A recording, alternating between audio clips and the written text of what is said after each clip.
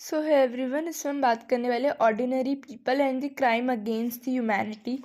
तो उस टाइम पे जो जर्मनी में 3 तरह के लोग रहने थे, नाजी, पैसिव ऑनलुकर और रेजिस्टेंट।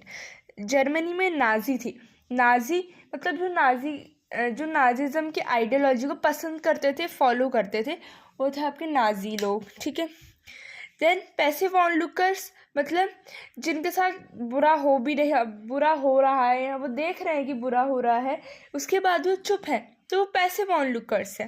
रेजिस्टेंट वो जो रेजिस्ट कर रहे हैं, या तो ज्यूस है या फिर वो ज्यूस की कहीं ना कहीं हेल्प कर रहे हैं।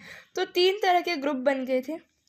एक तो वो जो नाजी को सपोर्ट करते थे, एक वो जो मतलब चुपचाप थे, सिर्फ सह जा रहे थे या चुप थे सब समझने के बाद भी, और एक थे रेजिस्टेंट जो उसको अपोज कर रहे थे। उनमें से कुछ थे ज्यूस।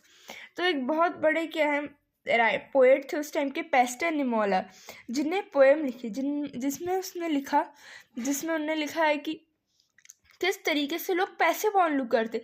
सबको पता है कि कहीं ना कहीं नाजिज्म क्या कर रहा है, क्राइम है अगेंस्ट द ह्यूमैनिटी। वो सब जानने के बाद भी कहीं ना कहीं सब लोग चुप हैं, क्योंकि जब तक खुद पे बात नहीं आती कोई बोलता ही नहीं है। इसलिए उन्होंने ये पोएम लिखी है कि जब कम्युनिस्ट को मानना है, लोगों ने कम्युनिस्ट की हेल्प नहीं करी। जब सोशल डेमोक्रेट्स को मानना है, उनकी भी हेल्प नहीं करी, है ना। जब ज्यूस को मानना है, ज्यूस की भी हेल्प नहीं करी, और जब मुझे मानना है, मेरी भी किसी ने हेल्प नहीं करी।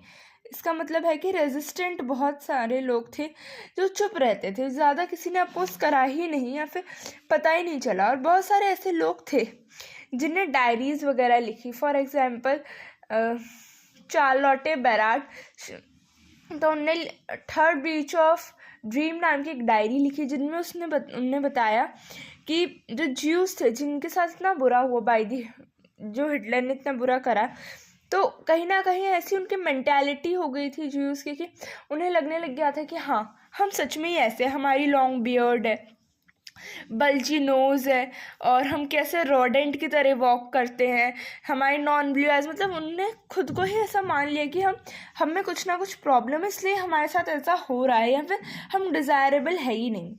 तो लोग भी क्या करते थे, पैसिव ऑनलुकर्स की तरह बस चुप रहते थे और उसे क्या करते थे, एक्सेप्ट कर लेते थे।